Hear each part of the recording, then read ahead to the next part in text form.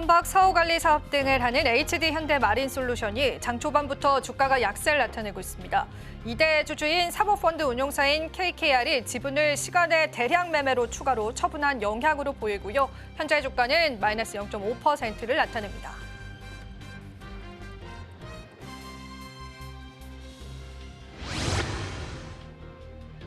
코스닥 새내기인 인투셀이 상장 첫날부터 강세를 나타내고 있습니다. 인투셀은 공모가 대비해서 104% 넘게 상승하기도 했고요. 현재 주가는 86%를 나타내고 있습니다. 리가텐바이오의 플랫폼을 공동 개발한 박태규 대표가 설립한 기업입니다.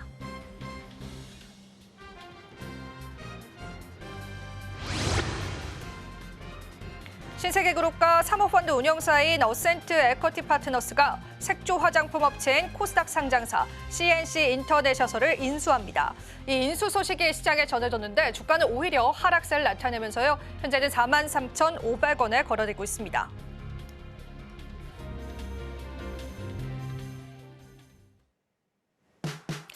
시청자 여러분 안녕하세요. 마켓 쇼쇼쇼 진행을 맡은 이지영입니다. 장마감 30분 정도 앞두고 있는데요. 우리 시장 같은 경우에는 오정장과의 변동성이 있었습니다.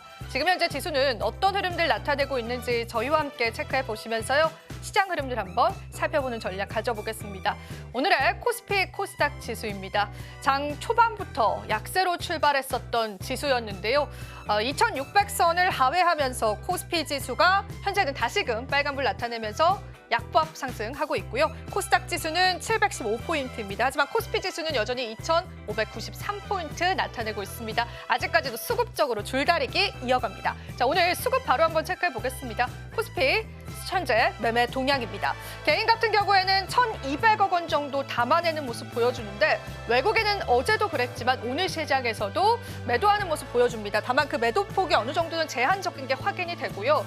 오후장 들어서 매도폭을 조금은 더 확대시켰지만 그래도 제한적인 매도폭들 보여주고요. 기관 투자자 역시도 오늘은 715억 원 덜어내는 모습 확인이 됩니다. 코스닥도 한번 넘어가 보겠습니다. 오늘 코스닥 지수 같은 경우에도 외국인은 덜어내는 흐름들 보여주는데요. 외국인 같은 경우에는 제약주들의 매도세 좀 눈에 띄는 시장이기도 하고요. 개인 투자자들 오늘도 일부 테마주에 몰리면서 538억 원을 현재 사들이고 있는 게 확인이 됩니다. 기관은 소폭 매수세 보여주면서요. 196억 원 오후장 들어서는 다시금 매수하는 거 확인이 됩니다. 시가총액 상위 종목 바로 한번 살펴보겠습니다. 코스피 시가총액 상위 종목에서 하이닉스 오늘 상승합니다. 다음 주 엔비디아 실적 발표 앞두고 있습니다. 오펜하이머에서 엔비디아의 실적 자체에 관한 전망치를 굉장히 높게 잡으면서요. 이러한 영향이 하이닉스 쪽에서도 들어간 것으로 확인이 되고요. 반면 삼성전자는 오늘 시장에서는 약세를 나타내고요. 또 간밤에 트럼프 감세 정책이 미 하원을 통과했다라는 소식들 전해졌죠. 그에 따라서 IRA 법안이 축소될 가능성 조금 더 무게가 실리면서요. 오늘 LG에너지솔루션 또 한 번 시장에서의 새로운 신저가를 나타내고 있습니다. KB금융 최근에 굉장히 강합니다. 다른 밸류업에 기대감이 있는 증권주들과 은행주들은요. 이와 같이 계속되는 신고가 열릴 보여주고 있다는 거 확인되고 있습니다. 코스닥도 바로 한번 넘어가 보겠습니다. 오늘 코스닥 현재 시가총액 상위 종목입니다. 앞서 말씀드린 것처럼 에코프로 형제들은 오늘 시장에서도 좋지 않은 흐름이 이어집니다. 에코프로가 4% 낙폭, 에코프로비엠도 4% 넘게 낙폭세 그려내고요. 어제 위고비 쪽에 관한 판매 호조 소식들 때문에 비만 관련주들이 강했었는데요. 오늘 시장에서도 팩트로는 강하네요. 현재는 시가총액 6위를 지켜주면서 5% 넘게 상승세 나타냅니다. 다른 종목군들은 보합권 나타내고 있는 거 확인되고 있습니다. 자, 오후장까지 흐름들 살펴보셨고요. 오늘도 변화된 시장에 맞는 전략들 저희가 준비를 했습니다. 그리고 다음 주 시장 전략까지도 꼼꼼하게 준비했기 때문에요. 저희와 함께 시장 살펴보시면 좋겠습니다. 그럼 본격적으로 달려볼까요? 마켓 쇼쇼쇼 마감 향해 출발합니다.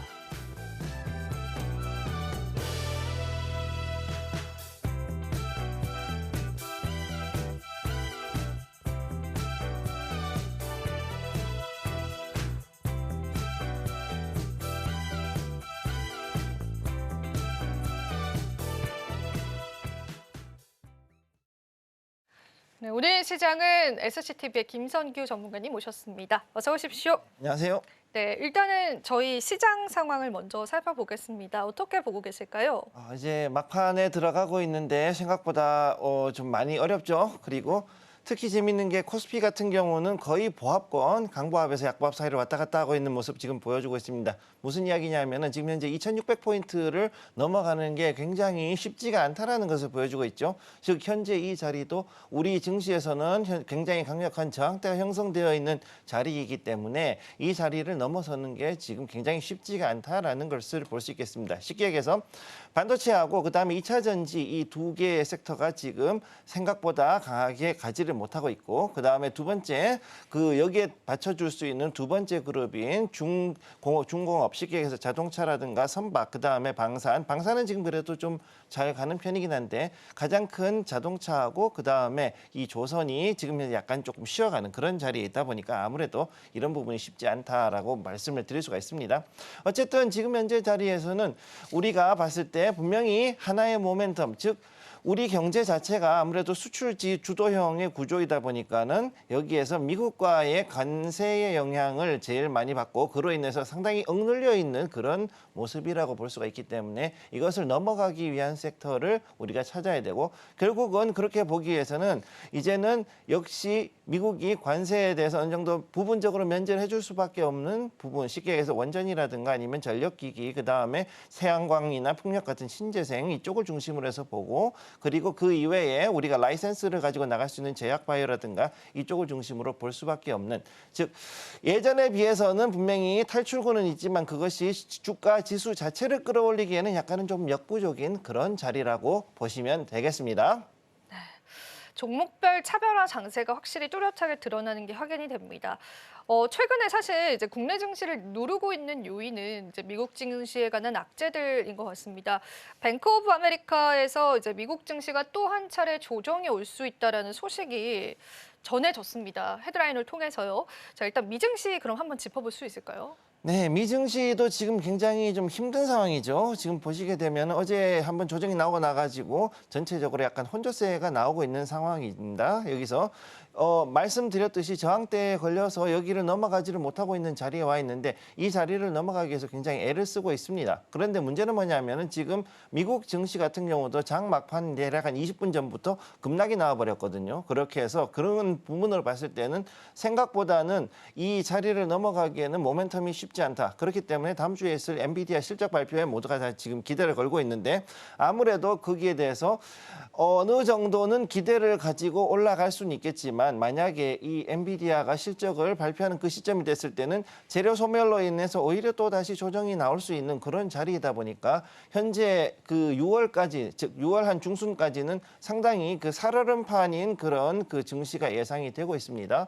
그렇기 때문에 여기에서 많은 분들이 다시금 AI가 갈 것이다라는 기대를 하기보다는 약간은 좀 조심하고 그리고 이제는 그러면 차기 주도주가 될 수 있는 섹터들 혹은 그런 종목들이 어떤 것인가를 정확히 파악을 하고 들어가야 될 것으로 보입니다.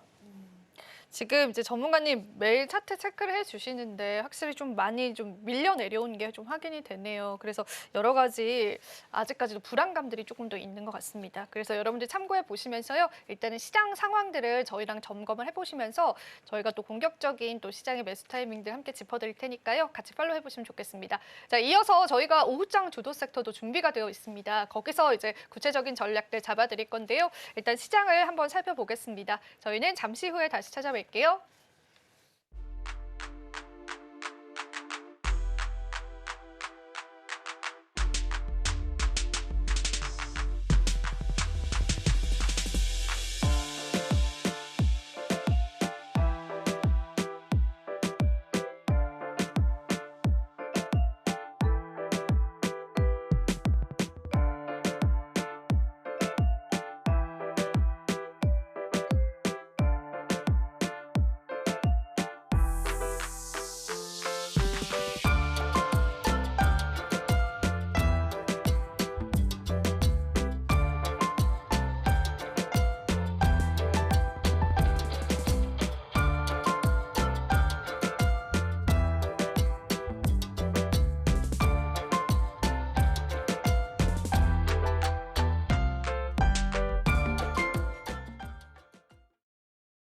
오후장 주도 섹터 저희 함께 색다른 시각으로 한번 살펴보시죠. 자, 오늘 오후장 주도 섹터 바로 열어보겠습니다. 첫 번째는 방산 쪽을 볼 텐데요. 오늘 시장에 이런 뉴스가 나왔습니다. 이제 주한미군 이야기가 또 나왔는데요. 미국의 주한미군 철수설이 월스트리트 저널을 통해서 보도가 됐고 그게 이제 논의된 바 없다라고 이제 국방부에서 일축을 하고 있는 상황인데 일단 어떤 내용인지 좀 짚어볼까요?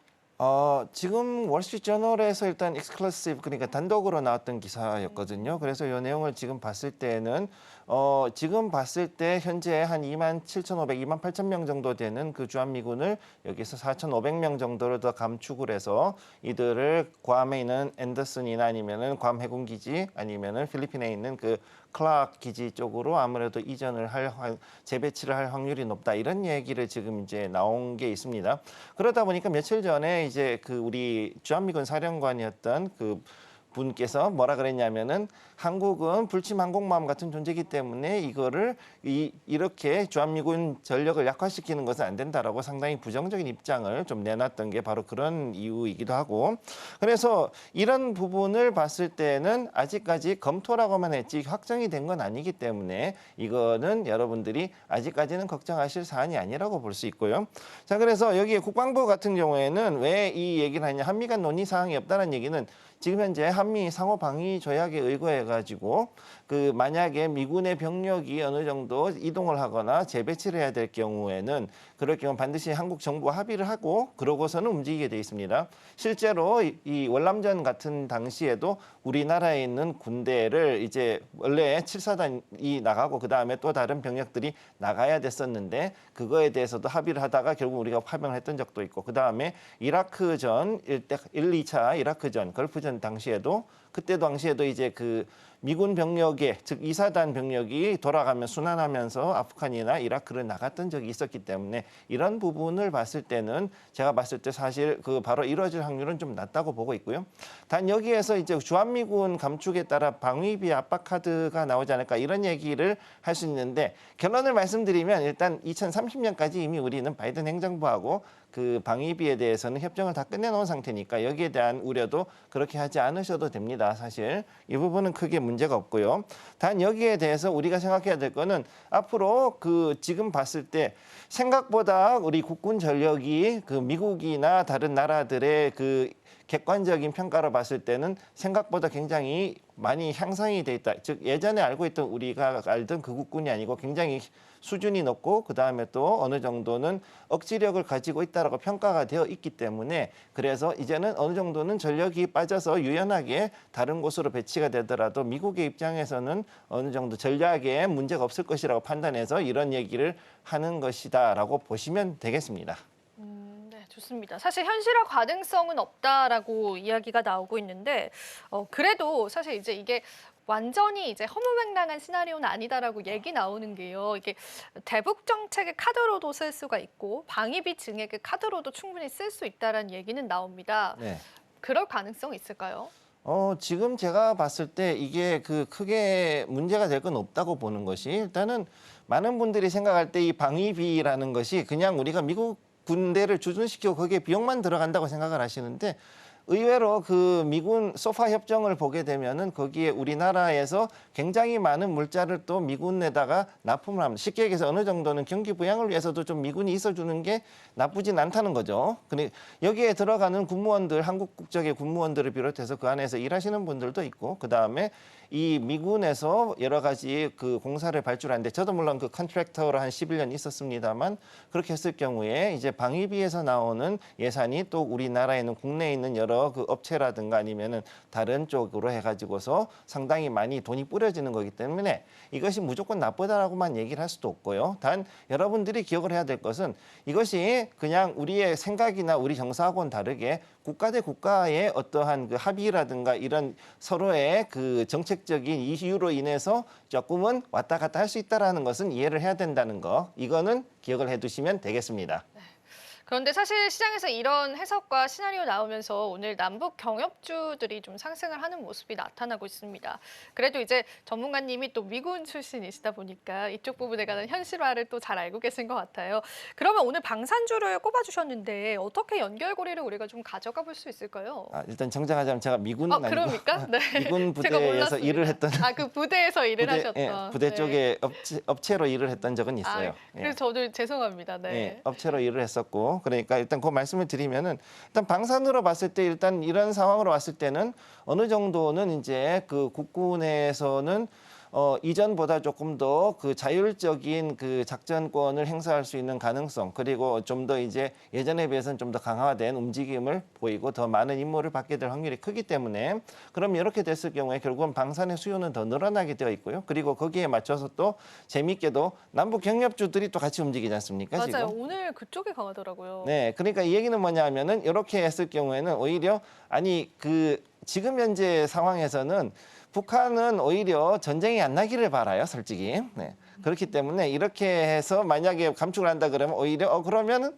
이번에 잘하면은 이제 남한하고 북한하고 어떻게 경의협을 해가지고 조금이라도 북한은 좀 먹고 살기 위해 가지고 노력을 하는 그런 모습을 보일 거기 때문에 관련된 경협주들이 좀 움직일 확률이 아무래도 높지 않나 이렇게 보고 있습니다. 네, 좋습니다. 그러면은 일단 오늘 방산주, 경협주들 움직이는 모습들이 보여지고 있는데요. 이러한 움직임들이 좀 지속될 가능성에 관해서도 좀 짚어보고 싶습니다. 어느 정도 당분간은 좀 계속될까요? 아니면은 좀 쉬었다 갈 수 있을까요? 일단 주도주로 올라갔던 그 하나 관련된 하나 에어로스페이스라든가 아니면은 그다음에 그 현대로템, 그다음에 지금 LIG 넥슨이라든가 이렇게 지금 계속 올라가는 종목들 같은 경우는 약간 좀 쉬어갈 자리에 와 있다라고 보시면 되죠. 근데 여기에 맞춰 가지고서 또 다른 그동안에 저평가되어 있던 다른 종목들, 그런 종목들이 앞으로 좀 더 올라갈 수 있기 때문에 지금은 시총이 약간 좀 작은 종목들 가지고서는 단기적인 투자, 즉 데이 트레이딩으로 들어가시는 분들도 좀 있는데, 그것보다는 약간은 좀 스윙 관점으로 가지고 와서 약간 끌고 갈 수 있는 그런 종목을 찾아보는 것도 나쁘지 않다라고 보시면 되겠고요. 그래서 현재 주도주로 가고 있는 하나에어로스페이스라든가 아니면 현대로템이나 LIG 넥스원이라든가 뭐 여러 가지 그 종목들, 이런 것들은 약간은 이제 좀 쉬어갈 수 있다라는 거, 요점은 좀 기억을 해 두시기 바랍니다. 네, 좋습니다. 이렇게 전반적인 흐름을 짚어봤다면 혹시 최선호 기업이 있다면은 전문가님의 선호 기업도 한번 여쭤보고 싶은데요. 이 뉴스를 우리가 소화해 가면서 어떤 종목군들 좀 긍정적으로 바라보실까요? 지금 여기서 봤을 때는 우선은 제가 보는 관점에서는 여러 가지 좀 그래도 하나의 이슈가 꺼지더라도 다른 이슈 가지고 갈 수 있는 여러 가지 복합적인 사업을 하는 종목들이 좀 중요하다고 보는데, 그래서 지금 현재 최선호주는 우리 기술로 오늘 가져와 봤습니다.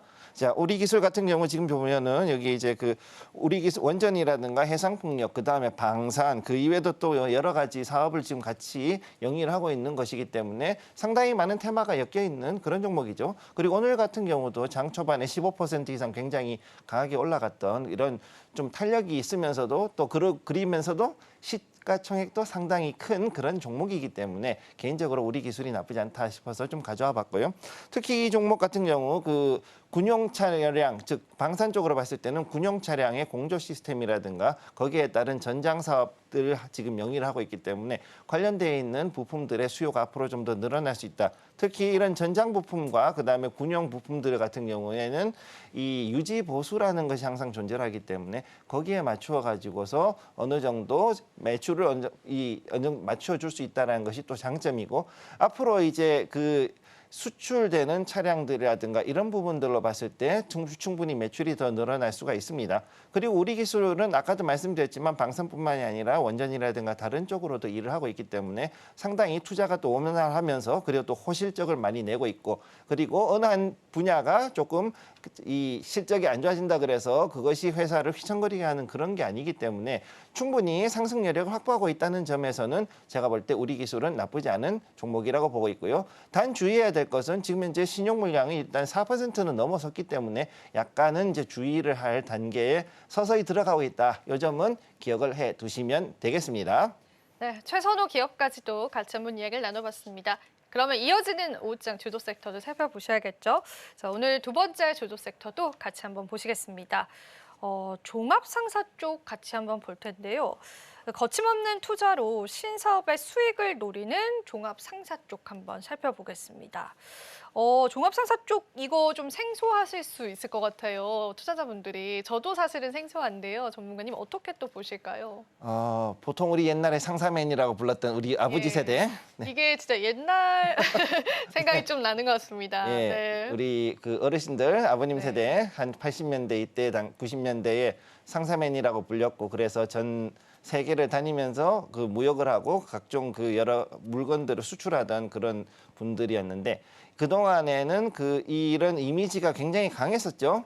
그랬는데 종합상사라는 게 뭐냐면은 그야말로 돈 되는 것은 무엇이든지 파는 기업이다 보니까 무역만 하는 것이 아니라 에너지 사업, 그다음에 투자 사업이라든가 그야말로 할 수 있는 모든 사업은 종합 집대성에서 할 수 있는 그런 회사라는 것이 특징입니다. 그래서 지금 현재 그 90년대, 2000년대 당시에 그 엄청나게 힘든 시기에 그 무역은 계속해 가지고서는 그 전체적인 비중이 줄어들었습니다. 종합상사 부문에서. 그런데 시간이 지나면서 어떤 부문으로 갔느냐? 자원개발, 에너지, 그다음에 또 해외에 대한 투자 이런 쪽으로 해가지고서 서서히 방향을 전환을 했고 실제로 그런 것으로 인해 가지고 굉장히 많은 그 여러 가지 성과를 내고 있는 것이 이제 많이 요즘 특징이라고 보시면 되겠고요. 현재 국내에 있는 여러 K상사, 옛날에는 13개 업체가 지정이 됐었는데 지금은 되게 많이 줄었습니다. 그래서 여기에서 좀 줄어들었지만 어쨌든 이 종목들이 여전히 아직까지도 우리가 보고 있는 그런 종목이라 보시면 되겠고 첫 번째 삼성물산 일단 요즘 삼성 CNT라 그러죠. 삼성물산이 현재 미국의 태양광 개발에 거의 뭐 핵심을 지금 잡고 있는데 100여 개 이상의 현장을 지금 가지고 있고 그래서 태양광과 ESS 프로젝트를 진행을 하다 보니 이게 우습게도 2차 전지에 삼성물산이 들어가야 될 상황에 지금 와 있다고 보셔야 되거든요, 사실. 그런 상황에 돼 있습니다. 그래서 이게 재미있는 것이 그래서 우리가 보고 있는 단순한 건설이라든가 아니면 우리가 알고 있는 뭐 에버랜드 뭐 이런 단순 지분으로만 생각하는 것이 아니라 이런 그 개발, 에너지 개발 쪽으로도 되어 있다는 걸 보셔야 되는 거고 그다음에 두 번째 포스코 인터내셔널인데 이게 원래 옛날에는 그 대우그룹 소속이었죠. 대우인터내셔널이었었는데 이게 돌다가 결국 포스코 쪽으로 안착이 됐습니다. 그래서 이쪽은 이제 에너지 사업 특히 이제 LNG 사업 쪽으로 해서 밸류체인을 형성을 하고 그 이외에도 또 여러 가지 자원 개발 쪽으로 해서 지금 눈을 돌리고 있습니다. 특히 포스코 그룹이 이제 2차 전지 쪽으로 하다 보니까 2차 전지 관련된 그쪽 자재로도 지금 신경을 쓰고 있고 원자재를 또 개발을 하는데 들어가서 호주 쪽에는 LNG, 그다음에 탄자니아 쪽으로는 이런 양극재, 그다음에 여기 흑연 관련된 자원재 개발을 진행을 하고 있는 걸 보실 수가 있습니다. 그리고 또 이제 LX 같은 경우도 지금 LX 인터내셔널 같은 경우도 예전에 LG그룹에 있던 그런데 분사하고 다시 나와서 이제 LX 인터내셔널이 된 거고요. 지금은 여기는 특히 이제 그 ESG, 특히 친환경 관련돼 있는 에너지 개발 쪽으로 가다 보니까 바이오매스 발전소라든가 여러 가지 그 ESG 관련 프로젝트들 그리고 거기에 맞춰서 탄소 배출권을 어느 정도 또 장사를 할 수 있는 그런 사업에 대해서 또 진행을 하고 있고 또 우리가 알다시피 2차 전지 관련주로도 지금 현재 부각이 될 수가 있기 때문에 그래서 상당히 많은 상사라든가 이런 그전에 알고 있던 무역 회사들이 이제는 전부 2차 전지 아니면은 신재생 에너지 이쪽으로 해서 섹터가 많이 변경이 된 것들을 좀 보실 수가 있습니다. 네, 좋습니다. 예전에는 우리가 무역 상사 기업들이라고 이야기를 했지만 최근에 신사업에 관해서 수익을 노리는 전략들이 좀 들어가고 있는 게 확인이 되고요. 그 신사업이다라고 한다면은 2차 전지 쪽으로까지도 뷰를 확장시킬 수 있겠습니다. 그런데 사실 이제 주가적인 측면에서 보면은 최근에 흐름들이 나쁘다라고는 보여지지 않는데 반면에 2차 전지주들은 굉장히 좀 안 좋잖아요. 네. 그러면은 어떤 차별점을 두고 이쪽 섹터와 2차 전지 관련주들을 봐야 할지가 좀 헷갈리는 부분이 있는 것 같습니다. 네, 이게 이제 아주 어려운 부분인데요. 네. 대부분의 분들이 대략 2, 3년 전에 이 2차 전지 관련해서 투자를 한다 그랬을 때 가장 큰 문제가 뭐였냐면 양극재 아니면 음극재 혹은 이제 흑연 아니면은 뭐였을까요? 이제 전고체. 이런 쪽으로 해가지고 대부분이 소재에 관련된 종목들을 가지고서만 투자를 했었습니다. 그리고 대부분이 또 그쪽이 주력이었던 사업이었는데 이 종합상사들의 특징은 뭐냐면은 2차 전지만 하는 것이 아니고 그야말로 돈 되는 거는 무엇이든지 다 하는 그런 특징을 가지고 있죠. 그래서 삼성물산 같은 경우도 크게 4개의 부문이 있어가지고 이런 에너지 부문도 있지만은 건설 사업 부문이 있고 그다음 레저라든가 패션이 있고 또 무역 상사 부문 역시 이런 것들이 아직까지 살아있는 이런 것들을 봤을 때는 종합상사의 특징은 뭐냐면은 한마디로 돈 벌어서 가지고 올 수 있는 그러한 캐시카우가 굉장히 여러 개를 가지고 있다. 라는 것을 봐야 되는 거죠. 그리고 그런 거를 가지고 있으면서 시리와 그다음에 전체적인 국제적인 흐름을 봤을 때 어떠한 것이 우리가 돈을 벌 수 있을 것인가에 대해서 가지고 있는 카드들이 많기 때문에 거기에 대해서 시의적절하게 그 카드들을 활용할 수 있다는 점에서 굉장히 매력적인 그런 회사라고 보시면 되겠습니다. 어떤 뷰로 또 바라봐야 할지에 관해서 좀 짚어주신 게 확인이 되고요. 최근에 그 워렌 버핏 쪽에서 일본의 종합 상사를 투자를 했다 이런 소식이 좀 전해졌는데 이 부분도 호재로 조금 생각해 볼 수 있을까요? 제가 볼 때는 상당히 중요하다고 보는 게 그 예전에 일단 상사 붐을 일으켰던 게 사실 일본이거든요. 이도주부터 시작해가지고 미쓰이라든가 여러 회사들이 중요한 회사들이 있었지 않습니까? 그런 회사들이 지금까지 해가지고서는 일본은 경제를 이끌어왔다가 버블이 터지고 나서 상당히 오랫동안 고생을 했는데 그 이후에 지금 현재 이제 일본이 다음의 세대에서 올라갈 수 있는 것이 뭐가 있냐면은 로봇이 있어요. 근데 파나기라든가 세계 최고의 그 점유율을 자랑하는 무인 로봇인 파나기라든가 이런 여러 가지 로봇 관련된 기업들이 일본이 지금 강점을 가지고 있고 그리고 여기에 대해서 미국이 앞으로 수출을 한다 그랬을 때 이 부분에 대한 것을 지금 버핏은 보고 있는 게 첫 번째.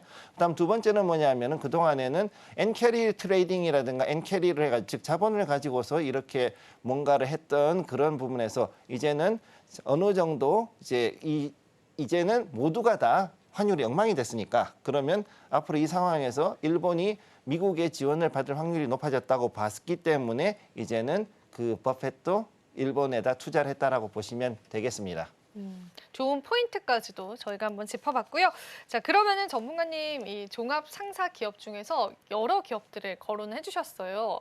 최선호 기업이 요 안에 있을지도 좀 궁금한데요. 선호 기업은 어떤 기업일까요? 제가 이번에 가져온 선호 기업은 효성이 되겠습니다. 네, 효성그룹의 지주사이기도 하지만 동시에 여기는 그만큼 하고 있는 종합 상사라고 보시면 되는데 효성은 지금 현재 보면은 가장 중요한 매출의 그 핵심이 뭐냐면은 바로 ATM 머신이죠. 네. ATM 머신하고 그다음에 IT를 중심으로 해가지고 움직이는데 펌프 제조도 상당히 잘하고 있고 그다음에 IT 회사로서도 있고 그다음에 원래 본업이었던 섬유 특히 이제 우리가 알고 있는 옷감이 아니라 각종 그 산업용 섬유라든가 타이어 코드 그다음에 케블라 같은 군용 섬유라든가 여러 가지가 굉장히 많이 나오기 때문에 이런 부분들에 대해서도 앞으로 소지가 있다. 특히 방산이 더욱더 올라가게 됨에 따라서 이런 효성이라든가 코론 관련 종목들 상당히 올라갈 수 있는데 아무래도 이쪽 분야에서는 대장이 효성이다 보니까 상당히 강하게 갈 수 있다는 걸 볼 수가 있고 1분기 어닝 서프라이즈가 지금 또 발생했죠. 그래서 굉장히 주가도 강하게 올라가고 있고 자리도 지금 현재는 강한 상승 추세를 지금 보여주고 있습니다. 그래서 많은 분들이 지금 봤을 때 여기서 한 번 정도 쉬어가지 않을까라고 보고 있는데 제가 봤을 때는 이 자리에서는 좀 더 강한 추력을 가지고 이격도를 벌려줄 수 있는 부분이 있는데 특히 중요한 거는 외국인들이 최근 들어가지고서 물량은 작지만 그래도 상당히 많은 서서히 이제 물량을 조금씩 늘려가고 있어요. 즉 자체 매집을 하고 있는 그런 것들이 보이고 있기 때문에 앞으로 봤을 때 효성은 더 강하게 움직일 수 있을 거라고 보고 있습니다. 효성 쪽을 최선호 기업으로 말씀을 해주셨습니다. 일단은 이제 어느 정도 위치인지를 체크를 해주셨는데 만약에 우리가 실제로 투자를 하게 된다면은 지금의 자리 자체가 좀 부담 없이 좀 접근해도 괜찮을까요? 지금 전체적으로 봤을 때 종합 상사들이 굉장히 바닥에 왔다가 올라오는 자리에 있거든요. 예, 맞아요. 다 많이 올라오더라고요. 다 올라오는 자리고 특히 삼성물산 같은 경우, CNT 같은 경우는 지금 더 강하게 올라가고 있죠. 그러면은 이런 것들로 봤을 때는 앞으로는 물론 관세가 있는 위협에도 불구하고 이 종목들이 올라간다는 얘기는 그만큼 이 종목들이 어딘가에서 또 다시 캐시카우로 해서 관세를 넘어갈 수 있는 여력이 있던가 그게 아니면은 관세에 대해 가지고서는 어느 정도 면역이 생길 수 있는 요소를 가지고 있기 때문에 충분히 올라갈 수 있다. 그리고 어느 정도 저평가돼 있기 때문에 그 정도는 우리가 봤을 때 충분히 더 사더라도 지금 자리는 우리는 바이할 수 있는 자리라고 보는 거죠. 그래서 이 부분을 중요하게 보시면 되겠습니다. 예, 좋습니다. 이렇게 해서 최선호 기업까지도 같이 이야기 나눠봤습니다. 오장 전략 잡아주셨습니다. 전문가님 도움 말씀 고맙습니다.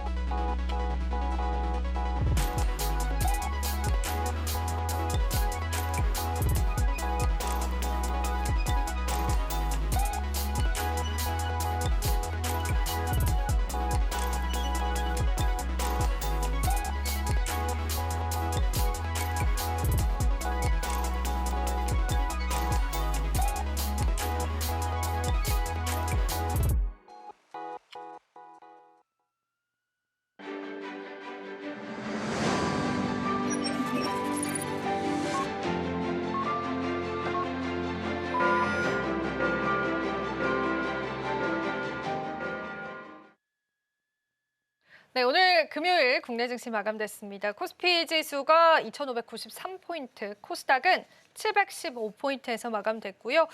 오늘 양지수가 좀 약세를 나타냈습니다. 그래서 저희가 어떻게 마무리해봐야 되고 또 다음 주는 어떤 전략 잡아봐야 할지가 중요할 텐데요. 오늘 마감 시장 전략과 함께요. 다음 주 시장 전략 함께해 주실 분 소개해드리겠습니다. SCTV의 이민 전문가님 오셨습니다. 어서 오십시오. 네, 안녕하세요. 네, 마감 시장 브리핑 좀 부탁드리겠습니다. 네, 시장은 좀 아쉽게도 살짝 밀리는 흐름은 좀 있습니다. 장 초반에는 살짝 좀 좋은 흐름이 나왔고요. 실질적으로 오전에는 저도 이제 시장이 좀 땡겨주리라라고 예상을 하고 시장을 들어왔는데 시간이 갈수록 시장은 조금은 힘이 빠지는 듯한 흐름이 나오고 있습니다. 다만 시장이 좀 밀렸다고 해서 뭐 2,600포인트에 대해서 아니면 2,650포인트에 대해서 이제는 또 올라가지 못하고 밑으로 떨어질 것이다라고 생각하시는 분들도 많을 텐데요. 실질적으로 그렇지는 않아 보입니다. 지금 보시면은 일단 시장 자체가 우리가 관세 폭탄을 맞아 내면서 4월 초반에 초반 V자로 밑으로 하락했다가 4월 중반 이후로 V자로 다시 반등을 해줬거든요. 그러면 결국에는 지금의 지수 자리는 관세 폭풍이 나오기 전의 지수단으로 정상적이게 돌아온 겁니다. 근데 이 자리에서 오버슈팅이 나와서 전고점인 2,650포인트를 트라이를 했었고요. 그 2,650포인트를 뚫어내지 못하고 살짝 밑으로 밀려 있는 상태라는 거죠. 그래서 현재 코스피 지수 자체는 장기 이평선 자체를 전혀 침범하지 않고요. 지금은 V자 반등 이후에 약간은 숨 쉬어가는 조정의 시간이다라고 보시면 될 것 같습니다. 제가 그렇게 보는 이유가 뭐냐면 일단 어저께는 외국인들의 매도세가 생각보다 강했습니다. 5천억에서 6천억 정도 나왔으니까 매도세가 상당히 셌었다라고 생각이 드는데요. 반대로 오늘도 똑같이 지수가 조금 빠지기는 했습니다만은 외국인들의 매도가 코스피, 코스닥 양시장 합쳐서 700억 정도밖에 되지는 않고 반대급부적으로 선물과 옵션 시장에서는 선물은 4,600계약, 그다음에 옵션은 한 3,000계약 정도 들어온 걸 보면 결국에는 2,600포인트에서 외국인들이 플레이할 가능성이 높다라는 거죠. 한마디로 V자 반등을 뒤로하고 현재 올라온 상태에서 횡보를 하고 있는 자리에서 외국인들의 현물만 세게 들어와 준다면 다음 레벨업으로 갈 수 있다라고 생각을 하는 시장이기 때문에 전혀 저는 이 자리에서 겁먹지 않으셨으면 좋을 것 같고요. 거기다가 현재 원달러 환율 계속해서 제가 원화 강세가 있기 때문에 외국인은 들어올 겁니다라고 말씀을 드렸는데 오늘 원달러 환율도 원화가 생각보다 그래도 강하게 올려 붙여주고 있습니다. 1,376원 정도로 끝나고 있는데 야간 시장까지 봐야겠지만 어쨌든 원화가 한번 1,400원 이하로 떨어지다 보니까 이제는 1,350원까지 떨어지는 걸 오히려 기다려야 돼요. 그래서 어저께와 오늘 수요일 날 급등을 뒤로 하고 목요일 날, 금요일 날 시장은 좀 음봉으로 좀 빠지는 것 같고 많이 떨어지는 종목만 우수수 나오는 것 같지만 다만 주도주가 없을 뿐 시장은 아직도 위쪽 선에서 잘 버텨주고 있으니까요. 다음 레벨업을 위해서 오히려 역발상으로 2,550포인트 정도까지는 밑에 하방으로 열어놓고 보시는 게 좋다라고 정리해드리고 싶습니다. 예, 좋습니다.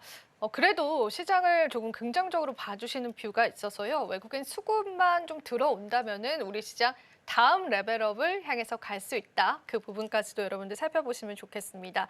자, 그러면은 저희가 시장을 이기는 뉴스 오늘 준비되어 있는데요. 이 뉴스들 주목을 해보시면서 다음 주 투자 전략 얻어보시면 좋겠습니다. 시장을 이기는 뉴스 바로 한번 만나보시죠. 네, 오늘의 시장을 이기는 뉴스입니다. 샤오미의 독자 개발 모바일 칩 공개가 시장에 관심이 뜨겁습니다.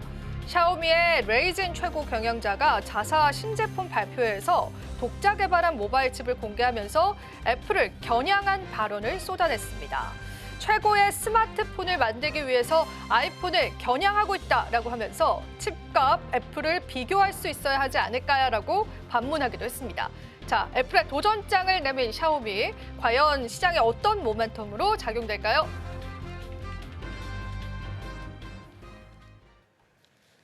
네, 오늘의 시장을 이기는 뉴스 주제 바로 열어보겠습니다. 시장을 이기는 뉴스 주제 바로 한번 살펴보시죠. 중국의 샤오미, 애플의 도전장을 내놨습니다. 3나노 칩에 관해서 이야기를 나눠봐야 될 것 같은데요. 일단은 전문가님 어떻게 보시는지 뉴스에 관해서는 일단은 제가 이 지금 마켓 쇼쇼쇼 시간에 아마 중국 기술에 대해서 소개를 좀 많이 하는 것 같아요. 많이 이제 긍정적으로 말씀해 주셨어요. 예, 그러니까 중국 기술에 대해서 우리 옛날 같으면은 아예 중국은 가짜를 만들 거야.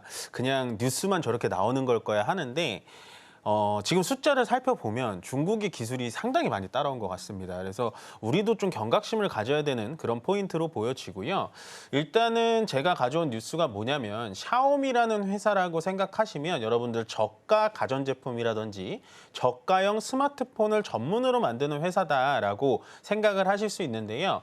이번에 핸드폰 관련된 핸드폰 전용 칩을 개발했다라는 건 어느 정도 뉴스에 좀 파워가 있다라고 보시면 됩니다.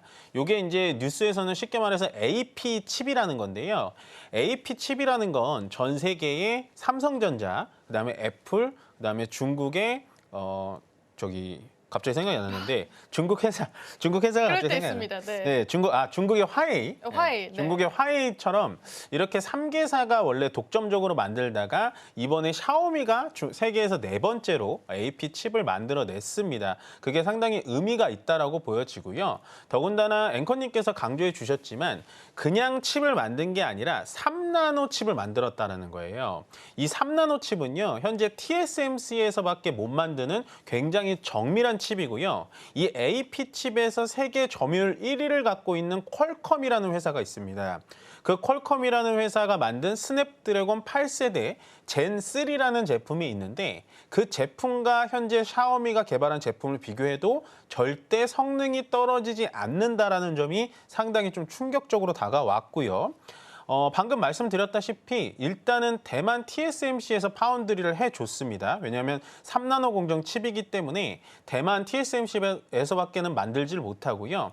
이렇게 되면 샤오미가 결국에는 AP 칩을 자체적으로 만들게 되면 가장 피해를 보는 회사는 제가 봤을 땐 첫 번째 퀄컴입니다. 방금 말씀드렸다시피 스냅드래곤이라는 칩은 휴대폰에 들어가는 AP 전용 칩인데 그게 전 세계 점유율이 1위고요. 퀄컴이 중국 시장에다가만 그 칩을 파는 게 매출액 기준으로 25조 원 정도 됩니다. 근데 현재 미국과 중국의 무역 협상이 잘 이루어지지 않고 무역 전쟁이 일어나고요. 독자적으로 샤오미가 이런 식으로 AP 칩을 만들어 버리면 아마도 퀄컴이 중국 시장을 많이 잃어버리게 될 거라는 거죠. 그래서 첫 번째는 퀄컴이 가장 좀 피해가 좀 있을 만한 상황이 좀 펼쳐지는 것 같고 우리나라 쪽으로 좀 돌아와 보겠습니다. 그러면 우리나라에서 이 AP 칩을 만들 수 있는 회사는 삼성전자뿐입니다. 삼성전자는요, 물론 현재 스냅드래곤이라든지 뭐 이쪽의 3나노 칩에 대해서는 강점이 있진 않아요. 그만큼 저가형 스마트폰, 약간은 성능이 좀 떨어지는 스마트폰에 엑시노스라는 AP 칩을 만드는 게 삼성전자인데 그래서 현재 샤오미라든지 뭐 이런 회사에 납품을 하진 않고 비보라든지 오포, 약간은 좀 저가형, 중저가형 스마트폰 중국 회사거든요. 그 회사에 AP 칩을 납품을 하고 있는데 만약에 샤오미까지도 AP 칩을 이런 식으로 양산을 하게 된다면 삼성전자가 현재 중국향의 반도체 매출이 상당히 큰데요. 이 시장도 좀 어느 정도 잃어버릴 가능성이 있지 않을까. 왜냐하면 샤오미는 어쨌든 저가형 반도체로 삼성전자와 퀄컴을 공격할 거기 때문에 지금은 퀄컴과 삼성전자 정말 조금 어떻게 보면은 이번 뉴스에 대해서 좀 경계심을 가져야 된다라고 생각을 하고요. 샤오미가 계속해서 저가형 칩을 만들어낼 수 있는 이유 중에 하나는 아마 여러분들 저도 오늘 이 단어를 처음 들어봤는데 블랙 팩토리라는 단어가 새로 나왔더라고요. 말 그대로 공장에 불을 다 꺼놓고 그냥 로봇만 투입해가지고 밤새도록 돌리는 거예요. 현재 샤오미가 가전제품을 저렴하게 만들 수 있는 이유가 바로 이거거든요. 조립식, 그러니까 조립할 수 있는 간단한 공정은 로봇만 시켜가지고 사람의 개입 없이 자동화율이 91%가 됩니다. 현재 휴머노이드 로봇이라든지 자동화에 대해서는 세계적인 인류 기업인 테슬라도 상하이 기가팩토리에서 자동화율이 65% 정도밖에 안 되는데 그만큼 샤오미의 현재 자동 공정화가 상당히 돼 있다. 만약에 이 자동 공정화가 간단한 휴대폰 조립이나 자동차 조립에 맞추지 않고 반도체까지 조립에 들어가게 된다면 AP 칩에 대한 단가는 훨씬 더 낮아지게 될 거고요. 그렇게 된다면 삼성전자가 중국 시장에 가지고 있는 이 시장 점유율에 대해서는 상당히 좀 위기감이 좀 든다라는 의견 전달해 드리겠습니다. 여러 분야에서 중국이 이제 치고 온다라는 게 좀 확인이 됩니다. 그 일전에는 이제 로봇 쪽에 관한 기술력도 언급을 해주셨는데 오늘 같은 경우에는 이 3나노 칩 개발에 따라서 반도체 관련주이죠. 삼성전자 쪽에 관한 입지가 조금 줄어들 수 있다라는 그런 시나리오가 나옵니다. 자, 그러면은 삼성전자의 생존 전략은 어떻게 돼야 되는 건지 한번 짚어보면 좋겠습니다. 어떻게 해야 될까요? 아, 이거 좀 갑자기 너무 어려운 질문인데. 아, 그렇습니까? 왜냐하면 이 AP 칩 제가 아까 삼성전자는 엑시노스라고 말씀드렸잖아요. 근데 지금 갤럭시 25가 가장 최신 핸드폰인데 삼성전자가 엑시노스라는 칩을 만드는데도 S25에 쓰지를 못해요. 예, 그 정도로 이 AP 칩에 대해서 기술력이 좀 떨어집니다, 삼성전자가. 예, 그것도 다 퀄컴의 스냅드래곤 받아서 쓰고 있거든요. 그래서 사실은 저도 이게 삼성전자에 대한 정말 좀 긍정적인 얘기를 어떻게든 좀 드리고 싶은데 냉철하게 봐서는 현재 삼성전자의 퍼포먼스, 그러니까 기술력이 떨어진다라는 건 공공연하게 다 알려져 있는 와중에 현재 핸드폰 관련된, 휴대폰 관련된 전용 칩인 AP 칩까지도 이런 식으로 샤오미한테 좀 밀리게 된다면 삼성전자 더 이상 갈 데가 없다라는 거죠. 물론 삼성전자에 지금 뭐 계시는 임직원분들이나 직원분들 정말로 경쟁력 있고 누군가 치고 나가면 따라가는 경쟁력이 있으실 텐데 정말 이번에 이재용 회장님께서도 말씀을 하셨다시피 사직생의 각오로 이 반도체와 파운드리 쪽에 대해서는 충분히 많이 투자와 연구를 진행해야 되겠다라고 말씀 전해드리겠습니다. 네, 좋습니다. 긍정적으로 또 말씀을 해주시고 싶은데 아직 기술력적인 측면에서는 격차는 좀 벌어지고 있는 것 같습니다. 자, 그러면 우리가 이 샤오미 3나노 칩 개발로 인해서 반도체 생태계를 조금 봤다면요. 저희가 이제 다음 주에 엔비디아 실적 발표가 있어서 그 부분에 따라서 반도체 관련주들이 또 들썩일 가능성이 있을까? 오늘 SK하이닉스는 좀 영향을 벌써 받아가는 것 같은데요. 어떤 시나리오 좀 예상을 하실까요? 일단은 제가 봤을 땐 엔비디아 실적은 어떨 것 같으세요? 저요? 저한테 갑자기 네. 440억 달러 매출 정도 예상? 아니 뭐 어쨌든 잘 나올 것 같죠. 예, 잘 뭐 나올 것 숫자는 같습니다. 상관없고 네. 잘 나올 것 같죠. 네. 저도 잘 나올 것 같아요. 네. 근데 주가는 어떨 것 같으세요? 주가가 그 전에도 빠졌잖아요. 네. 나오고 나서 그죠? 네. 하락을 많이 하겠죠. 한 네. 5% 정도 하락하지 않을까요? 그래요. 저는 뭐 숫자까지는 정확하게 모르겠는데 제가 봤을 땐 엔비디아가 어떠한 완벽한 실적이 나오지 않는 이상 주가는 떨어질 수밖에 없어요. 쉽게 비교를 해드리면 매일같이 전교 1등하는 친구가 전교 3등하면 부모님 마음이 어떻겠습니까? 다음부터 열심히 해라라는 말보다는 왜 저번보다 열심히 못했어라는 말이 먼저 나올 겁니다. 그만큼 엔비디아는 실적은 저는 당연히 괜찮게 나올 것 같고요. 당연히 전년보다도 성장된 실적이 나올 것 같은데 여태까지 엔비디아가 주가를 상승을 끌어왔던 모멘텀은 전년 대비 막 1000% 상승, 900% 상승 이런 게 주가를 끌어당겼기 때문에 이번에는 실적이 또 잘 나와도 주가는 그냥 흐리흐리하게 가지 않을까라는 생각을 합니다. 다만 제가 엔비디아에 대해서는 계속해서 실적이 잘 나올 것 같다라는 얘기를 드리는 이유가 뭐냐면 전체적인 AI 데이터 센터가 계속해서 지어지고 있고요. 그다음에 테슬라의 일론 머스크의 테슬라에서도 계속해서 엔비디아 GPU를 달라고 요청을 하고 있고 그다음에 며칠 전에 그 오픈 AI의 샘 올트먼도 우리 GPU가 녹고 있다. 계속 주문하는데 안 준다. 이런 얘기를 나오고 있고 아마존이 굴리고 있는 클라우드 서비스 같은 경우도 엔비디아의 GPU가 없이는 현재 돌아가지 않고 있다라는 얘기가 나온다시피 결국에는 엔비디아의 현재 블랙웰 칩도 굉장히 안정감을 가져가고 있고요. 앞으로 따라서 나오는 뭐 루빈이라든지 이번에 그 젠슨 CEO가 얘기했던 뭐 지금 엔비디아 GPU에 가공할 만한 그 공유 칩이라든지 이런 것들이 나온다면 결국엔 AI의 선두주자는 계속해서 엔비디아일 수밖에 없다라는 생각이 들고 다만 계속해서 전교 1등을 해왔던 전교 1등도 아니죠. 세계 1등을 해왔던 엔비디아이기 때문에 이번에도 웬만한 실적이 나오지 않는 한 주가가 폭발적으로 상승하기는 쉽지는 않다. 다만 실적은 정말 좋게 나올 것이다 라고 말씀드리겠습니다. 네, 좋은 뷰로 말씀을 해주셨습니다. 일단 좋은 비교를 좀 말씀을 해주셨기 때문에 주가의 영향력들은 오히려 좀 안 좋을 수 있다는 관점에서 보시면 좋겠고요. 그럼 저희 다시 또 오늘 시장이 뛰는 뉴스 좀 집중을 해보면서 최선호 기업 이야기를 좀 들어보겠습니다. 중국 샤오미의 독자 개발 모바일 칩 공개에 따라서 움직일 만한 종목이 있을까 궁금하거든요. 어떤 종목 보실까요? 일단은 우리가 투자 관점을 반도체라고 하면 삼성전자와 하이닉스를 빼야 돼요. 그러니까 이제 대형주가 지금 많이 가는 장은 아니잖아요. 그러니까 소형주에다가 거래 대금이 몰리면은 주가가 갑자기 슈팅에 나가버리는 거기 때문에 지금은 제가 봤을 때 반도체는 관세에 대한 피해도 있고 거기다 미국향 반도체 이거 관세 트럼프 이럴 수가 있거든요. 근데 우리가 반도체 종목들을 잘 살펴보면요. 중국에다가 반도체 장비라든지 아니면 반도체 소재, 반도체 부품 이거를 납품하는 기업들이 굉장히 많습니다. 그중에서 중국향이 가장 짙은 업체를 좀 찾아봤는데 SNS텍이라는 종목이거든요. 이 기업은 블랭크 마스크랑 펠리클이라는 걸 생산하는 업체입니다. 거기다가 제가 중요시 여기는 건 뭐냐? SNS텍의 전체적인 매출 비중을 보니까 매출의 40%가 중국향이에요. 근데 샤오미가 만드는 거하고 SNS텍하고 무슨 관계가 있을까? 요거를 생각해 보셔야 되는데 말 그대로 샤오미는 반도체를 설계하는 기업이고요. 그 설계하는 기업이 TSMC의 3나노는 줄 수밖에 없지만 3나노 이상짜리들은 현재 중국의 파운드리 업체한테 주고 있습니다. 그 중국의 파운드리 업체가 이 SNS텍의 주요 거래처예요. 그렇기 때문에 거래처를 좀 살펴보면은 뭐 양쯔 메모리라고 하는 YMTC라든지 아니면 여러분들 많이 하시는 CXMT, 창신 메모리, 그다음에 BEO라는 그런 반도체 업체들이 주요 고객이기 때문에요. 현재 SNS텍이 하고 있는 블랭크 마스크 말 그대로 그 웨이퍼를 하기 전에 도화지처럼 하얀 거 있거든요. 그게 무조건 필요하기 때문에 이 블랭크 마스크와 그다음에 이 회로 기판을 딱 이렇게 인쇄를 한 다음에 실리콘으로 코팅해야 되는 펠리클까지 SNS텍이 상당한 시장 점유율을 가져가고 있기 때문에 저는 가장 요즘에 반도체 쪽에서는 편안한 선택은 이러한 소재와 부품 쪽이 되지 않을까라는 생각을 하고요.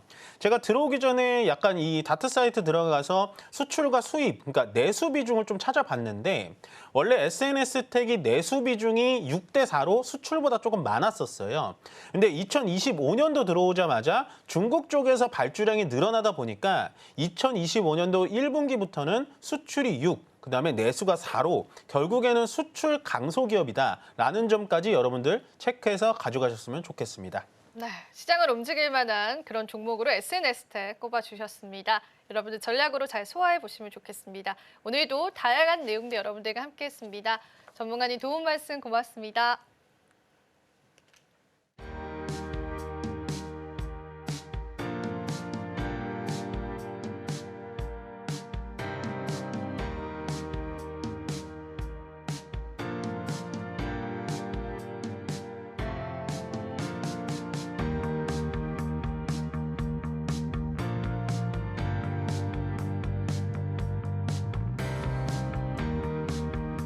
이번 한 주 시장도 고생 많으셨습니다. 다음 주에도 다양한 이슈들이 존재하는 만큼요. 여러분들에게 또 시장 시나리오에 맞는 전략들 저희도 열심히 준비해 보겠습니다. 또 저희 방송 제공해드리는 정보는 투자 판단에 대한 조언일 뿐입니다.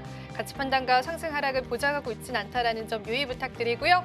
저희 다음 주 시작에서 다시 찾아뵙도록 할게요. 시청해주신 여러분 고맙습니다.